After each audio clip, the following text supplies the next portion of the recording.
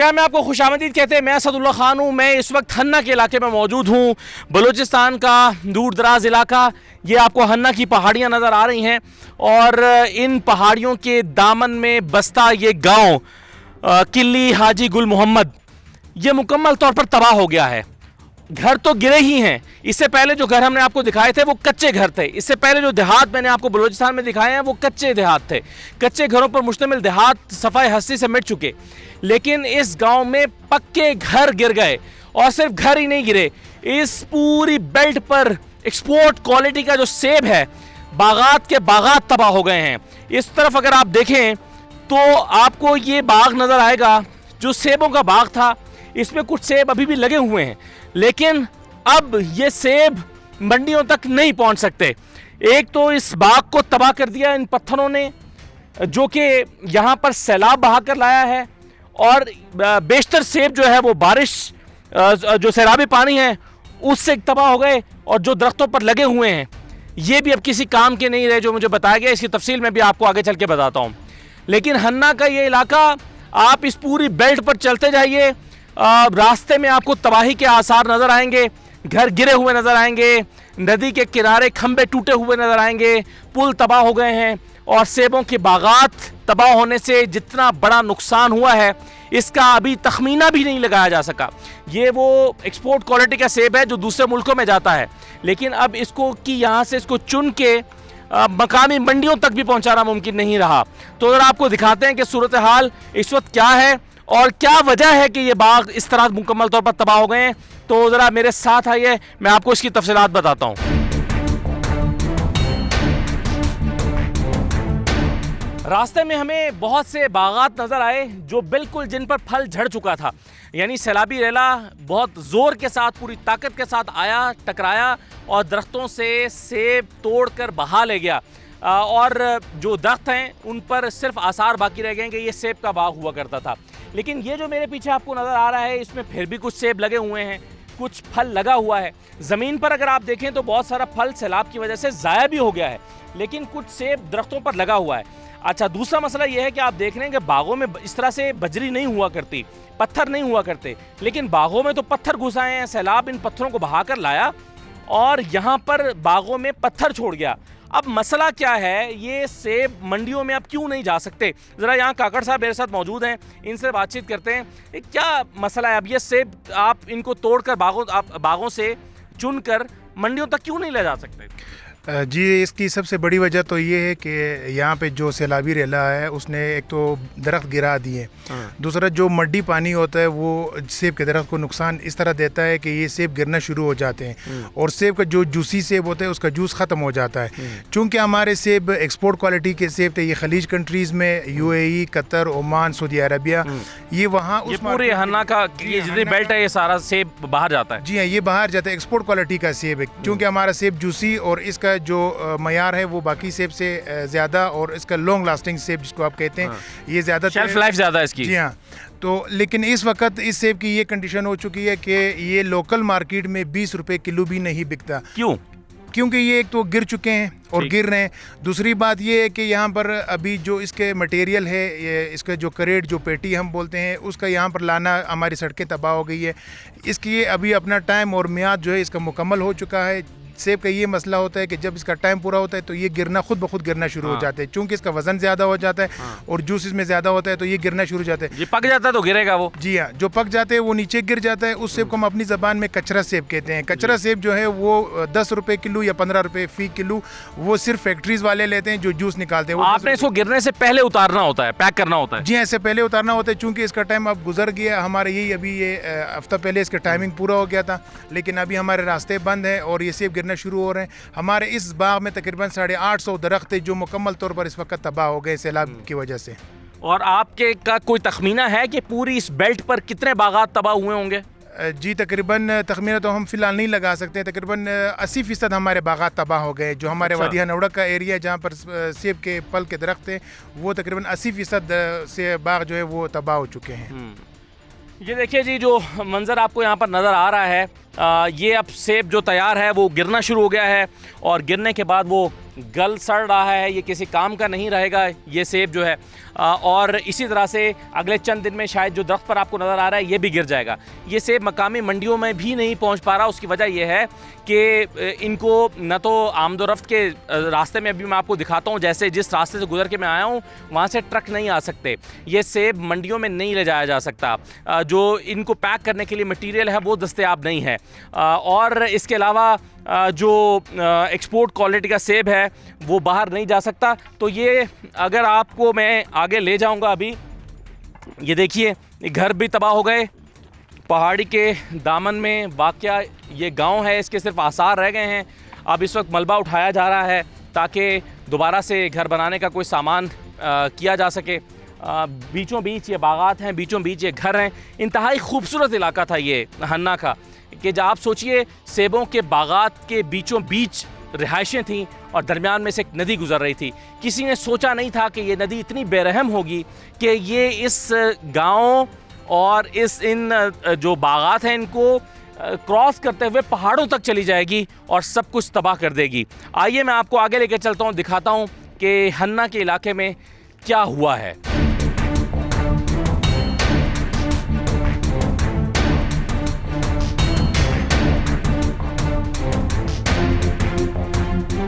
ये मैं आपको थोड़ा पहाड़ी पर लेकर आया हूं ताकि दिखा सकूं कि ये एक दर्रा है, बुनियादी तौर पर एक वैली है। उस तरफ भी आपको पहाड़ नज़र आ रहा है, जहां मैं खड़ा हूं ये भी पहाड़ है।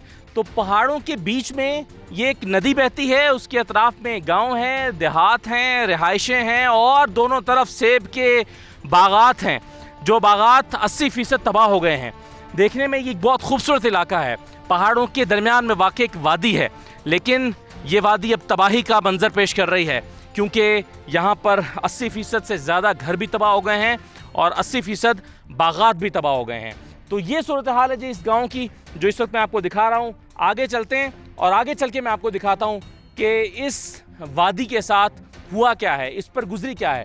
और फिर इससे भी ज़्यादा अहम बात यह है, क्योंकि अब 7 दिन हो गए, ज़्यादा अहम बात यह है कि अब होगा क्या आगे, इनकी रिहेबिलिटेशन के लिए क्या होगा, ये जो बागात तबाह हो गए हैं दोबारा कैसे लगेंगे।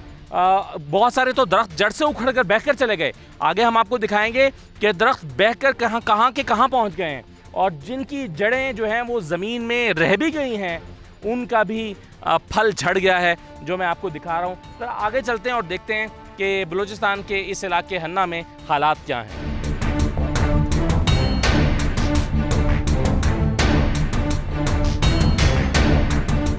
देखिए ये हाल हुआ है जी सेबों के बागात का। ये सेबों के जो दरख्त हैं ये जड़ से उखड़ गए हैं।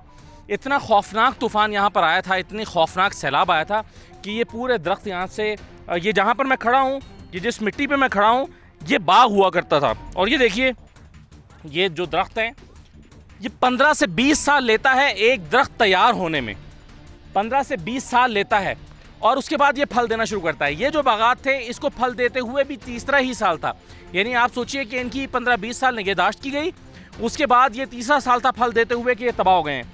अब अगर दोबारा यहाँ पर बागात लगाने हैं तो ये 15 साल लगेंगे इसको दोबारा फल देने में। और हालत देखिए कि आप पानी कितना ताकतवर होगा कि ये जो दरख्त है ये जड़ से उखड़ चुका है।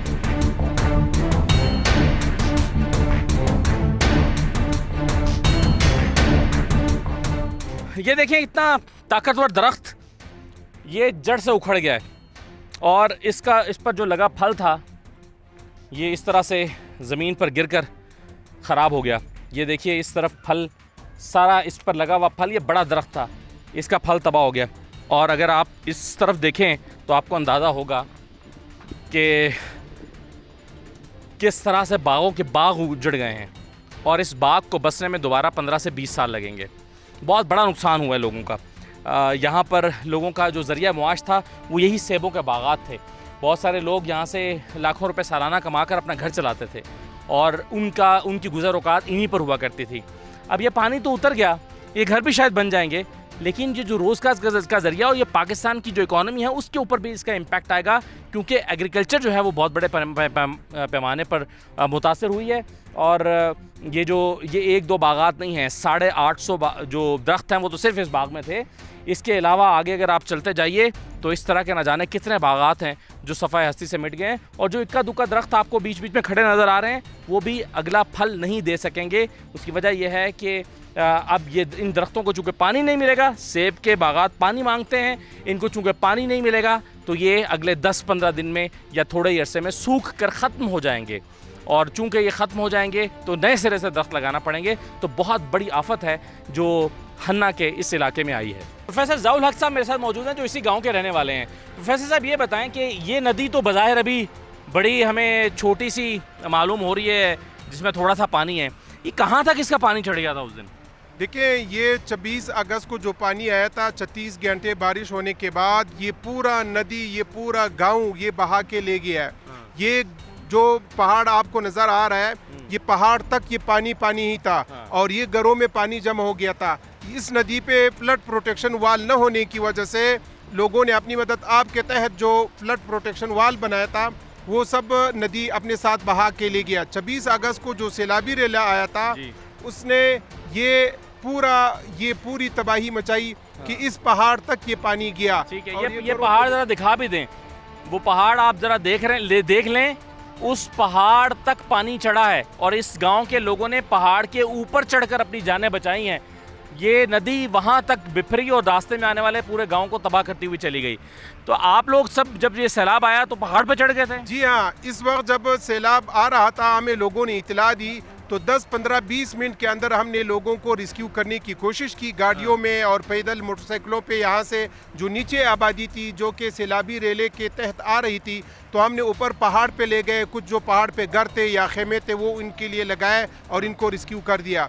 इसके अलावा पूरी तौर पर रिलीफ का काम हमने ये किया कि यहाँ जो फैमिलियाँ थी, यहाँ जो घर थे, उनको जो ऊपर पहाड़ों पे थे घर, उनको हम वहाँ अपने घर में लेके उनको वहाँ रखा ताकि कम से कम जानी नुकसान यहाँ का न हो सके। साहब ये बताएं कि अब ये जो बागात तबाह हुए हैं ये दोबारा इसी शक्ल में लाने में कितना अर्सा लगेगा? आपको मालूम है कि सेब का दरख्त काफ़ी अरसा मांगता है, तकरीबन कोई 8-10 साल में ये फल देना शुरू कर देता है। होते होते सही फल देने के लिए इसको 15 साल चाहिए होते हैं। अच्छा। आज तकरीबन कोई 15-20 साल तक दोबारा, वो भी उस वक्त जब गवर्नमेंट की तरफ से कुछ रिलीफ होगा लोगों को और मशीनरी आएगी और बाग साफ होंगे। ये बाग एक दफा पूरा आपको खत्म करना पड़ेगा, नए सिरे से पौधे लगेंगे। जी हाँ, ये बाग पूरा खत्म करके नए सिरे से पौधे इसलिए लगाने पड़ेंगे कि यहाँ पर ये आप देख रहे हैं मिट्टी बजरी वगैरह ये सब भरा हुआ है। तो ये जो दरख्त बाकी बच गए हैं ये फल नहीं दे सकेंगे, अब ये मर जाएंगे। ये बिल्कुल मर जाएंगे। आपको पता है कि दरख्तों के लिए अच्छी साफ सुथरी मिट्टी की जरूरत है और ये पूरे बाग और जमीनें जो है इस वक्त पत्थरों से भर गई हैं और पत्थरों से भरी हुई है। तो इसलिए साफ मिट्टी डाल के नए सिरे से इन बागों को आबाद करके फिर नए सिरे से इनके पौधे लगाने होंगे और लोगों को और गवर्नमेंट को लोगों को रिलीफ देने की ज़रूरत होगी। ये देखें जी, गवर्नमेंट को पुकारा जा रहा है, हुकूमत के पास जो पैसे आए हैं उसको मुख्तलिफ जो है वो जगहों पर ख़र्च किया जाएगा।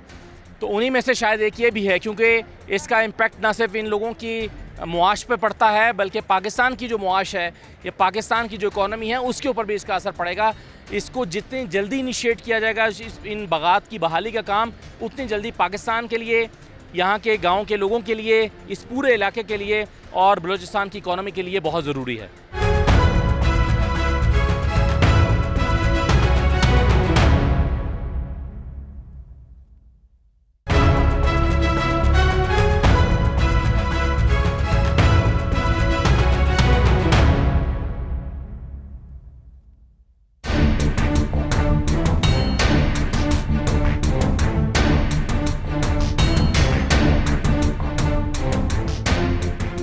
लाहौर और इस्लामाबाद में बैठकर अगर आप किसी से कहें कि भाई तुम सेब इतना महंगा क्यों बेच रहे हो, तो वो कहेगा कि ये भाई हन्ना उड़क का सेब है। तो ये है वो हन्ना और ये सड़क सीधी उड़क की तरफ जाती है। और इस पर अगर आप मेरे साथ साथ चलते जाइए तो आपको पूरी बेल्ट पर ये सेब के बागात नज़र आएंगे जो अब तबाह हो गए हैं। तबाह होने की वजह मैं आपको पहले भी बता चुका हूँ। वजह यह है कि ये देखिए, सैलाब का पानी जब यहाँ बागात में दाखिल हुआ है तो वो बड़े बड़े पत्थर बहाकर इस मिट्टी पर ले गया है और अब ये जो दरख्त हैं ये तबाह होना शुरू हो गए हैं। ये देखिए, ये कुमलाने लगा है। ये दरख्त शायद हफ्ता 10 दिन में मर जाएगा क्योंकि इसको पानी नहीं मिलेगा। इसकी जड़ें नंगी हो गई हैं, पत्थर इसके ऊपर आ गए हैं। तो जो सैलाब यहाँ पर आया है उसने कुछ भी महफूज नहीं छोड़ा। ये बागात तबाह करने के साथ साथ घर भी तबाह किए हैं।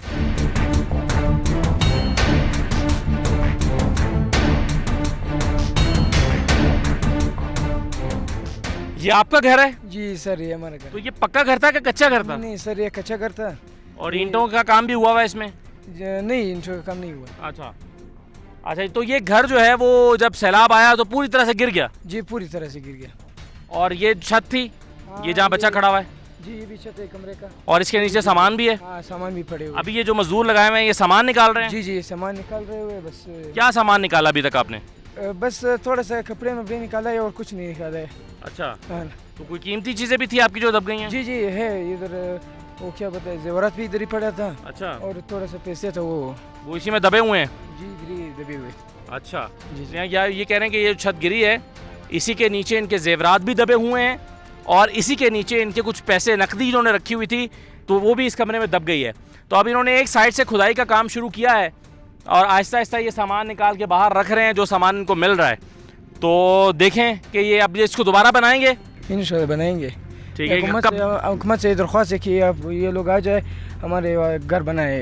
हुकूमत से दरख्वास्त। हाँ, देखें हर शख्स यहाँ पर बलूचिस्तान हुकूमत को पुकार रहा है कि बलूचिस्तान हुकूमत सामने आए, घर बनाए, इनकी मदद करे। और अब तो एक और बहुत बड़ा, क्योंकि ये बेल्ट मैंने आपको बताया कि बागात हैं, तो ये बागात तबाह हुए हैं, शायद इनको दोबारा उगाने के लिए और इनका रोज़गार पैदा करने के लिए हुकूमत को आगे आना होगा, वरना ये लोग यकीन मानिए कि सड़क पर आ जाएंगे, क्योंकि इनका जो ज़रिया रोज़गार है वो यही है।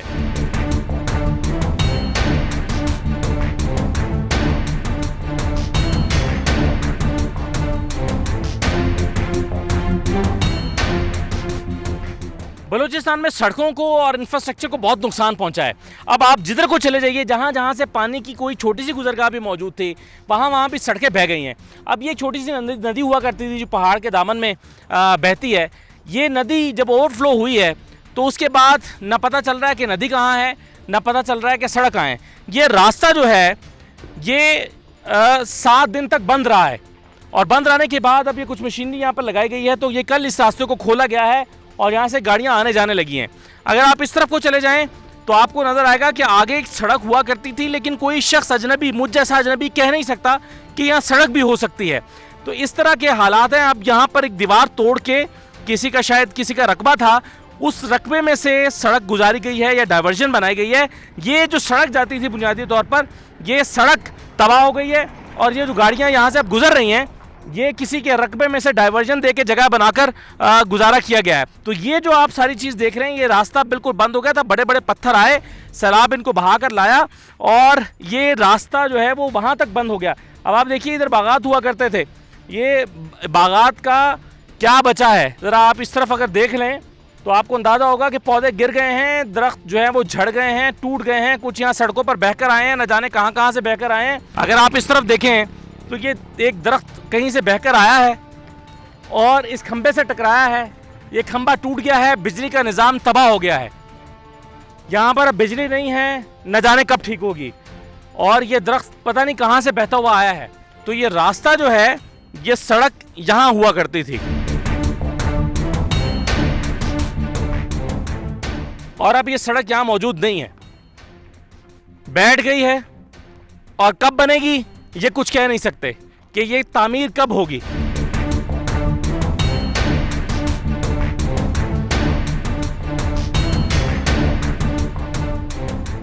तो देखिए जी, ये जो मैं आपको दिखा रहा था, ये वो रास्ता है, ये वो सड़क है जो पहले सड़क हुआ करती थी। ये आप यहाँ से गुजरते हैं, कहाँ रहते हैं आप? हम कोटा शहर में रहता है, उधर कोटा शहर में हम टैक्सी ड्राइवर है, 35 साल हुए। अच्छा, आप टैक्सी ड्राइवर हैं? हाँ, हम टैक्सी ड्राइवर है। बहुत अरसी सामग्री आना है, अब पिकन करना, अभी इतना इसका नक्शा बदल कर रहे हैं, हम भी नहीं पहचानते। ये रास्ता था? ये रास्ता था, ये देखो, ये रास्ता था। ये तो सारा लुक का टुकड़े नजर आता है, देखो। ये बिल्कुल हम नहीं पहचानता बाबा, ये वो अनवड़क है। इतना बदल किए, इतना सारे पानी में दरम बरम किए सारे। तो ये तो अब तो यहाँ नदी बह रही है, पानी कहाँ से? ये अभी तक पानी यहाँ नदी का पानी इधर से आ रहा है? उस तरफ से बारिश का पानी आ रहा है, उस तरफ से आ रहा है, ये नदी बनाया है, ये रोड सारा टूटा फूटा के सारा ये बाकी और ये सारा तो खत्म करे। ये देखो आप खुद देख रहे हैं, ये सारा रोड का टुकड़े पड़ी है। ये देखें जी, ये सड़क हुआ करती थी और कम से कम ये 4 फुट नीचे चली गई है और टूट फूट गई है।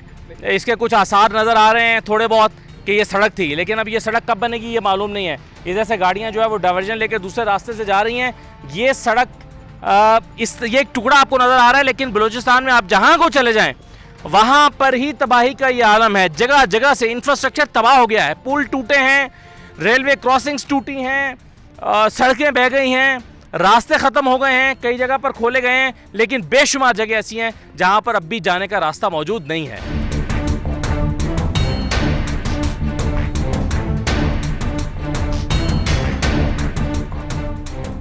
जैसा कि अभी मैं आपको बता रहा था कि बलूचिस्तान में इंफ्रास्ट्रक्चर जो है वो मुकम्मल तौर पर तबाह हो गया है। मुकम्मल तौर पर चले ना कहिए तो ज़्यादातर जगहों पर हम देख रहे हैं कि तबाह है। इस इलाके में तो मुकम्मल तौर पर तबाह है।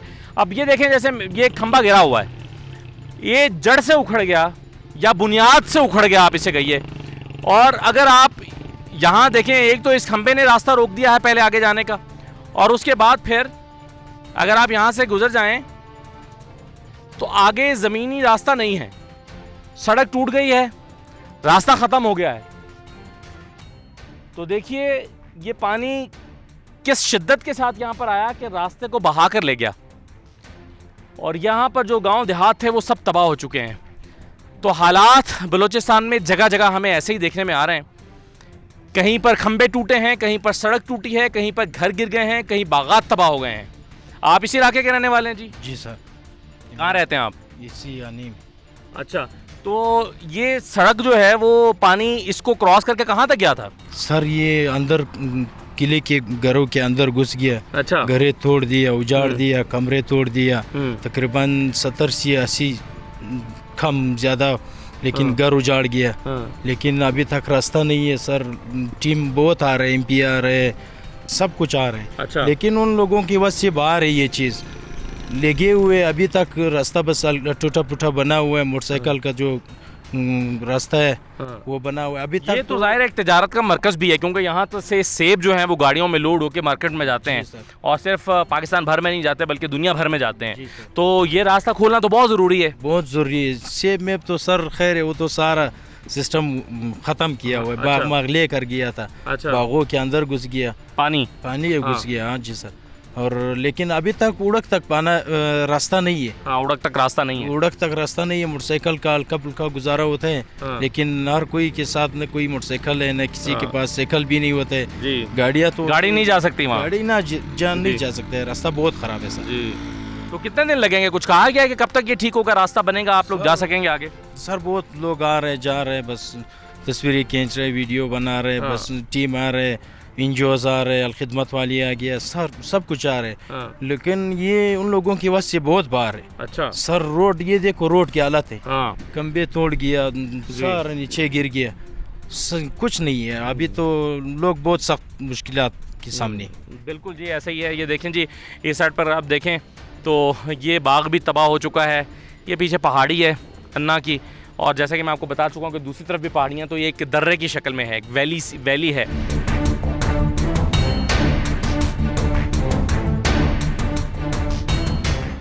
बलूचिस्तान के इस इलाके हन्ना उड़क में 7 दिन पहले सैलाब आया था। मैंने आपको दिखाया कि बागात तबाह हो गए, घर टूट गए, सामान बह गया।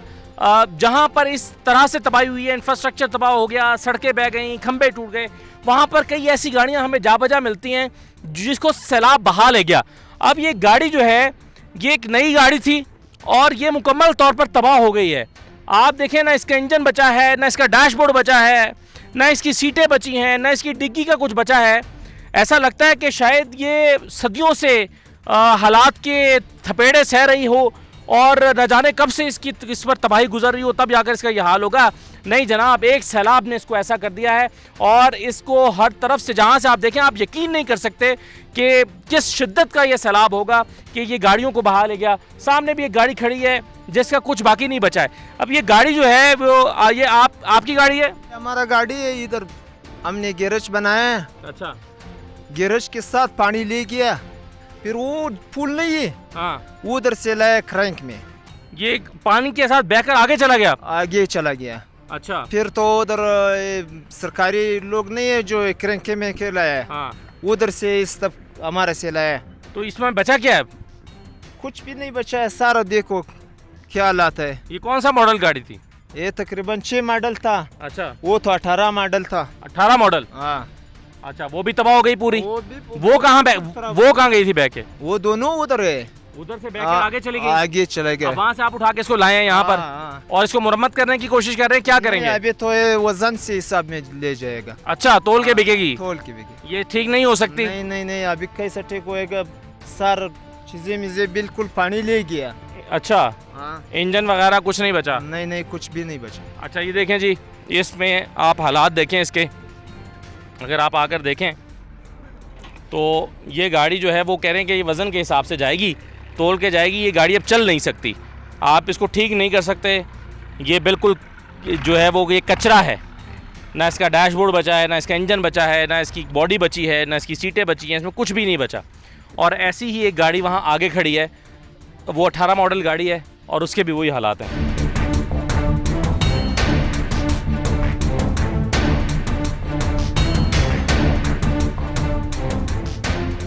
तो ये देखें जी, इस गाड़ी के हालात आप देख लें कि इसमें कोई भी चीज़ जो है वो अब सलामत नहीं बची है। तो किस शिद्दत का सैलाब यहाँ पर आया, और ये गाड़ी ये कह रहे हैं कि यहाँ गैराज में खड़ी थी और इनको कई किलोमीटर आगे से मिली है, वहाँ तक इसको पानी 6 किलोमीटर आगे से।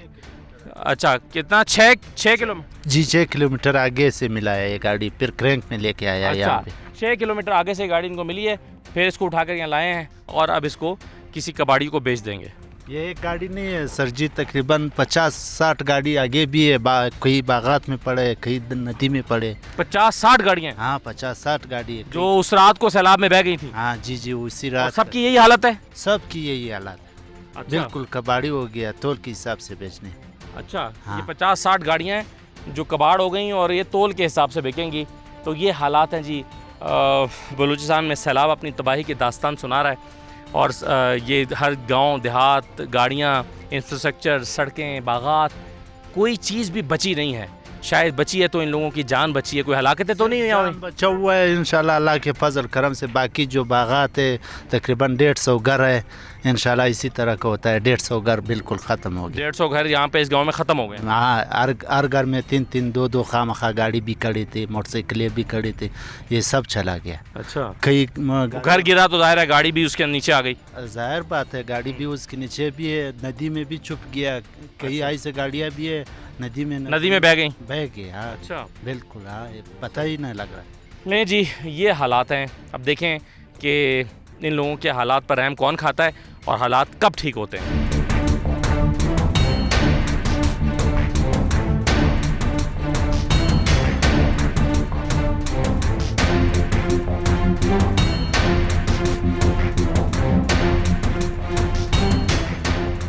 अभी जो गाड़ियां मैंने आपको दिखाई हैं वो इस गैराज में खड़ी हुई थी। आप कहेंगे कि गैराज कहाँ है यहाँ, ये तो नदी बह रही है। जी जनाब, ये गैराज हुआ करता था जिसके कुछ आसार नज़र आ रहे हैं। ये गाड़ियाँ इस गैराज के अंदर खड़ी थी। पहले गैराज गया, फिर गाड़ियाँ गईं और गाड़ियाँ 6 किलोमीटर आगे से मिली हैं और गैराज का कोई नामो निशान नहीं है। ऐसा लगता है कि यहाँ पर कभी गैराज हुआ ही नहीं करता था। ये इसकी बुनियाद की कुछ कूट छींटें नज़र आती हैं यहाँ पर और इसके अलावा कुछ दिखाई नहीं देता। ये जगह जी जहाँ गैराज था? जी, यही जगह था, बिल्कुल यही, बिल्कुल सीलिंग वाला जगह तो बना जब हुआ आपने था। अगले दिन आकर देखा तो आप तो ढूंढ रहे होंगे गैराज कहाँ गया? नहीं, नज़र नहीं आ रहा था हमें, वो जगह नहीं मिल रहा है कि भाई कौन सी जगह पे गैरेज था, कौन सी जगह पे दुकानें था। अच्छा, सारा दुकानें भी थी यहाँ पर? हाँ, घरों का भी इसी तरह हालात है सर जी, जैसे ये नदी देख रहे हैं, गाँव का भी इसी तरह हालात है। गाँव मिट गया, सामान बह गया। सामान, आप सोचें कि जब गाड़ियाँ बह गईं तो छोटे छोटे सामान का, किसी के जेवरात बह गए, किसी की नकदी बह गई, किसी की जानवर बह गए, तो उनका क्या हुआ होगा जब इतनी बड़ी बड़ी गाड़ियाँ और इतना बड़ा गैराज यहाँ से सफाई हस्ती से मिट ही गया, ख़त्म हो गया, है ही नहीं है, तो बाकी चीज़ों का क्या हुआ होगा। खुशकिस्मती से ये लोग अपनी जानें बचाने में कामयाब रहे और इस गांव में कोई हलाकत नहीं हुई, लेकिन बचा कुछ नहीं है इसके अलावा।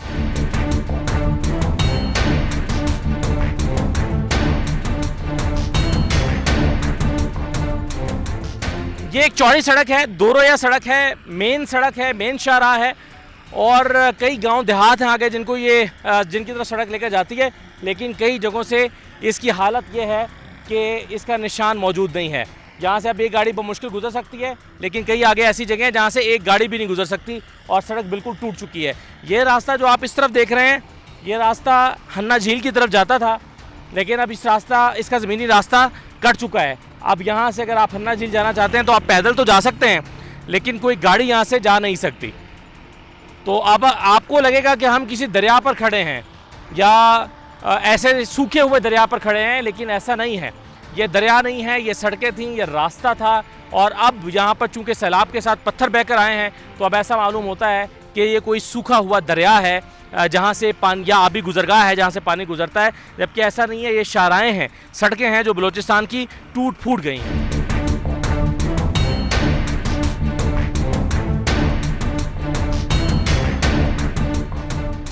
ये वो गैस पाइपलाइन है जो कोयटा और बलूचिस्तान के दीगर इलाकों को गैस सप्लाई करती है और ये 12 इंच कुतर की गैस पाइपलाइन आप देख रहे हैं। ये ज़मीन में 6 फुट गहराई में और बाज़ जगहों पर 4 फुट गहराई में ये पाइपलाइन बिछाई गई थी और अब सैलाब के बाद ये एक्सपोज हो गई है। ये जिस जगह मैं बैठा हूँ इससे 4-5 फुट ऊपर यहाँ पर एक सड़क हुआ करती थी, वो सड़क गई, उसकी जो ज़मीन है वो सब बह गई और ये पाइपलाइन जो है ये एक्सपोज हो गई है। ये अब आप देखिए, ये उस जगह से आपको दोबारा नज़र आ रही है कि ज़मीन के अंदर जाती हुई दिखाई दे रही है, लेकिन यहाँ से जो है ये सब एक्सपोज हो गई है। इस तरफ अगर आप देखें तो आपको सड़क के कुछ आसार यहाँ पर दिखाई देंगे और ये छोटी पाइपलाइन जो है वो सड़क के अंदर आपको जाती हुई नज़र भी आएगी। तो ये पूरी जो जगह है ये एक सड़क हुआ करती थी, अब चूँकि सड़क बह गई तो अब इसको रास्ता बना लिया गया है गाड़ियों की, ये गुजरगाह बन गई है आर्जी तौर पर। पीछे मशीनरी लगी है, कुछ काम हो रहा है, लेकिन न जाने ये दोबारा रास्ता कितने अरसे में बहाल होगा। अच्छा, कुछ लोग यहाँ पर मेरे साथ मौजूद हैं, ये इस इलाके के रहने वाले हैं। क्या हुआ जी, इस इलाके के साथ हुआ क्या?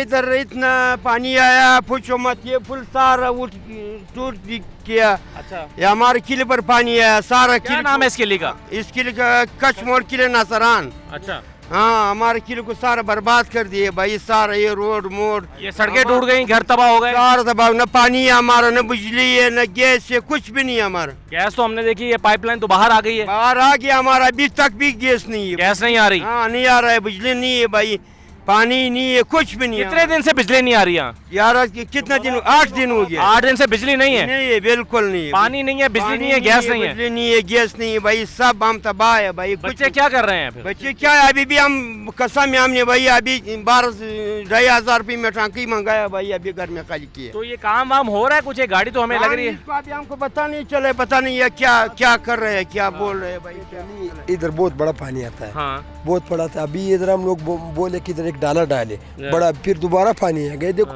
उधर से लेकर वो दीवार से लेकर उधर तक सारा जगह गिरा है। इतना पानी आ रहा जैसे कराची वाला सैलाब नहीं, ऐसा पानी आ रहा था। अभी हमारा सरकार से एक ये मुतलबा है कि हमारे लिए इधर से एक डाला बनाए। क्या बनाए? डाला, वो पत्थरों वाला डाला नहीं, बड़ा वो बनाए और ये पुल मूल बनाए और रास्ता खोलें। रास्ता नहीं, रास्ता तो खोलेगा दोबारा, अगर दोबारा सैलाब से बचने के लिए दोबारा पुल बना दें, पुल बना दे और ये डाला बना दे सारा। ये हमारा सबसे बड़ा मुतालबा ये। हाँ, ये मुतालबा है। अच्छा जी, आप पानी रुक जाए और हमारा कोई मसला नहीं, इधर हमको ऐसा भाई समझ के यहाँ पर एक पुल बना दें, अभी गुजरगाह बना दें ताकि दोबारा सैलाब आए तो इनके घर ना डूबे।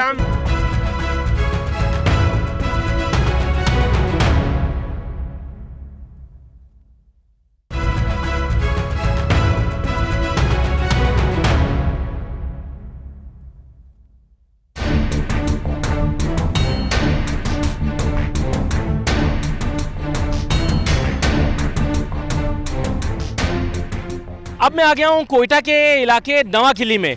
यहाँ ये शहरी इलाका है या आप कह लीजिए कि शहर का नवाही इलाका है, शहर का हिस्सा है। यहाँ पर पुख्ता मकानात थे और ये ज़मीन बोस हो गए हैं, जैसे किसी ने कोई डायनामाइट लगा के इनको उड़ाया हो। ये देखिए, ये घर है, ये पीछे घर है, ये तबाह हो गया है। इधर वाला घर देखिए, ये ज़मीन बोस हो गया है।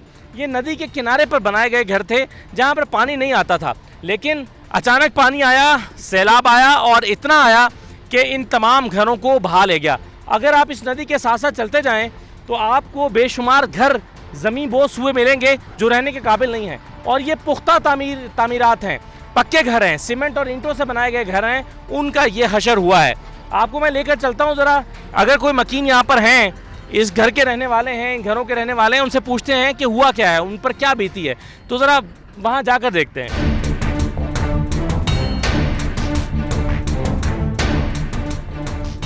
अस्सलाम वालेकुम। वालेकुम अस्सलाम। क्या हुआ जी इन घरों के साथ? बिस्मिल्लाहिर्रहमानिर्रहीम। ख़ास कर पे 92 का इनका मैं बहुत शुक्रगुजार हूँ कि इन्होंने हमारी आवाज़ कहीं तक तो पहुँचाई होगी। हम ये हुआ ये कि सर यहाँ पर अचानक वहाँ पे इन लोगों ने पिछली तरफ से बाग की तरफ से नाले को कब्ज़ा किया हुआ है। अच्छा। आगे से कब्ज़ा किया हुआ है। अच्छा। नाले का मुंह बंद है, लोग रिश्वतें ले लेकर जो है ना उनको कुछ बोलते नहीं है। उन्होंने सारी आबादी की तरफ जोर किया हुआ था। अच्छा। वहाँ से पीछे से पानी जो कुदरती आफत है वो तो कोई भी नहीं रोक सकता है। जो आफत आई उस आफत ने हम लोगों को भी लपेट में ले लिया। हम बचे हुए थे, सेफ थे, नाले से हम काफ़ी दूर हैं। समझिए वो नाला एक छोटा, ये स्कीम जो है, ये पूरी स्कीम जो है ये कानूनी तौर पर बनाई गई, इसमें कोई मसला नहीं है। इसमें कोई मसला नहीं है सर। ये नाले पे तो नहीं बनाई गई। अगर मसला है या नहीं है, मैं एक मजदूर कार आदमी हूँ, अनपढ़ आदमी हूँ, कोई पेंशनर है, कोई बेवा है, समझिए ना, उन्होंने लिए, उनको क्या पता है तहसीलदार, पटवारी, कानीगो, डीसीओ, कमिश्नर, इनका काम है ना कि अगर कोई बना रहे तो उसको आगे खड़े करे। ये तनख्वाहें किस चीज़ की ले रहे हैं? ठीक है, तनख्वाहें किस चीज़ की ले रहे हैं? तो आप कह रहे हैं कि बुनियादी तौर पर जो नाले का मुंह बंद किया गया उसकी वजह से पानी ने जोर इधर मारा। हाँ, बाग वाले ने सेट हमारी तरफ जोर कर दिया, उधर वालों ने कर दिया। क्या अंदाजा आपका कितना नुकसान हुआ है यहाँ पर, कितने घर गिरे हैं? तकरीबन यहाँ पर सर 27 से 30 घर गिरे और मुतासिर हुए हैं, और बाकी ये प्लाट वगैरह मुतासिर हुए हैं। पीछे बेचारे हमसे भी गरीब लोग हैं। जो हम देख रहे हैं कि पत्थर पड़े हुए हैं हर जगह पर, ये सैलाब आने से पहले ऐसा नहीं था। नहीं सर, ये आप प्लॉट्स की शक्ल में था। सर आप गूगल पर इसकी तस्वीर देख लें, गूगल आपको दिखा देगा सारा नक्शा, सारा सिस्टम दिखा देगा। रोड से सीवरेज थी, समझिए ना, वो गैस की पाइप जा रही है, सारा निज़ाम था। अगर ये अनऑथराइज जगह थी, ये लोगों की आवाज़ें हैं ये प्रॉपर्टी माफिया की, कि अगर अनऑथराइज जगह थी तो फिर आपने गैस की पाइप क्यों भिजवाई? बिल्कुल सही बात है। बिजली का कनेक्शन क्यों दिया? बिजली का कनेक्शन क्यों दिया? हमें इंतकाल क्यों दिया? हमें इमारत बनाने क्यों? आपका घर कौन सा है? सर ये मेरा घर है। ये आपका घर है? से यहाँ पर फैमिली आबाद थी, 5-6 साल से रह रहे थे। फिर मेरे साथ ये रहने के काबिल तो नहीं रहा सर। आप खुद ही अंदर से देख सकते हैं, अगर रहने के आप इसको मरम्मत करके कर सकते हैं या ये खतरनाक हो गया? खुद ही देख लें, जायजा ले लें। अगर मुझे तो डर लग रहा है इसके अंदर जाते हुए। डर लग रहा है तो मुझे भी ऐसी, मैं बच्चों को यहाँ पर रखूंगा। नहीं रख सकते। तो आप देखिए कहाँ शिफ्ट किए बच्चे फिर आपने? बच्चे अभी हम खुले आसमान के नीचे हैं सर। हमें ना कोई एक गिलास पानी तक की इमदाद नहीं मिली है। ना हमारे पास कोई ये तो कोयटा शहर का हिस्सा है, तो कोयटा के अंदर अगर इमदाद नहीं मिली तो फिर कहाँ मिली होगी? कहीं भी नहीं मिली है सर। हमारी गवर्नमेंट बिल्कुल नाकिस है, बिल्कुल फेल है। जब ये फंस जाते हैं तो इनको आवाम याद आ जाती है, आवाम हमें बचाओ, हम डूब रहे हैं। और जब हम आवाम खतरे में तो आवाम के पास कोई भी नहीं आ रहा है। हर एक बड़ी बड़ी बातें कर रहे हैं। एक मंजूर काकड़ साहब और एक सिकंदर एडवोकेट साहब जो हज़्ब इख्तलाफ लीडर है, वो हमारे पास आए। डीसीओ साहब भी अपना नंबर देकर टरका के चले गए। हमें तो पानी तक पीने का नहीं मिला। आपसे कहा गया कि अब यहाँ पर कुछ आपको मुरम्मत के लिए कुछ पैसे देंगे या कुछ मदद करेंगे, किसी ने कोई वादा किया? नहीं सर, किसी ने भी कोई वादा नहीं किया। तसल्लियाँ देकर वो अपना फॉर्मेलिटी पूरी करके, टाइम ज़ाया करके फिर हमें एजी ऑफिस वालों के हवाले कर देंगे, किसी के हवाले कर देंगे। अगर कोई इमदाद होगी भी वो रिश्वतों में चली जाएगी। आखिर में हम जूते अपने टूटे हुए कंधे पे लेकर आ रहे होंगे सब। देखिए जी, ये मुतासरीन है नवा किली के, इन्होंने एक घर बनाए और ज़मीन ख़रीद के बनाई। अब कुछ लोग कह रहे हैं, हमारा भी वैसे गुमान यही था यहाँ आने से पहले कि भाई नदी के किनारे पर ये जगह बनाई गई है तो क्यों बनाई है, यहाँ तो बनानी ही नहीं चाहिए थी। लेकिन सवाल है कि फिर बनाने क्यों दी गई? इंतज़ामिया कहाँ थी जब ये लोग बना रहे थे? जब ज़मीन फ़रोख्त की जा रही थी तो फ़रोख्त क्यों करने दी जा रही थी?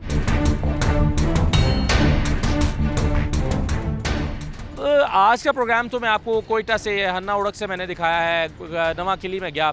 कल से मैं आपको जो प्रोग्राम दिखाऊंगा वो पशीन वाली साइड पर, किला अब्दुल्ला वाली साइड पर हम जाएंगे और देखेंगे कि वहाँ सैलाब ने क्या तबाही मचाई है। ज़रा कोयटा से दूर निकलेंगे, बाहर निकलेंगे और जाकर देखेंगे कि सैलाब की तबाहकारियों से बलूचिस्तान का कोई हिस्सा महफूज भी है या नहीं है। क्योंकि बलूचिस्तान का दूसरा हिस्सा जो मैं आपको दिखा के आया हूँ, जिसमें सोबतपुर डूबा हुआ है, डेरा लायार डूबा हुआ है, डेरा मुराद जमाली डूबा हुआ है, औस्ता मोहम्मद डूबा हुआ है, सिब्बी के अतराफ में दरिया नाड़ी ने तबाही मचाई है, फिर पुल टूट गए हैं, पिंजरा पुल टूटा, बीबी नानी का पुल टूटा है, सड़कें बह गई हैं, नेशनल हाईवेज बह गई हैं। बलूचिस्तान का हाल बहुत बुरा है। और आज के प्रोग्राम में तो मैंने आपको हन्ना उड़क दिखाया, जहाँ पर बागात के बागात तबाह हो गए हैं सैलाब से, सेबों के बागात तबाह हो गए हैं, बस्तियां लुट गईं, गाड़ियां बह गईं, जो बिल्डिंग्स थी वो न सिर्फ बह गई बल्कि उनका निशान तक मिट गया, सड़कें टूट गई, गैस का जो इंफ्रास्ट्रक्चर है वो तबाह हो गया, बिजली का इंफ्रास्ट्रक्चर तबाह हो गया। तो तबाही इतने बड़े पैमाने पर है।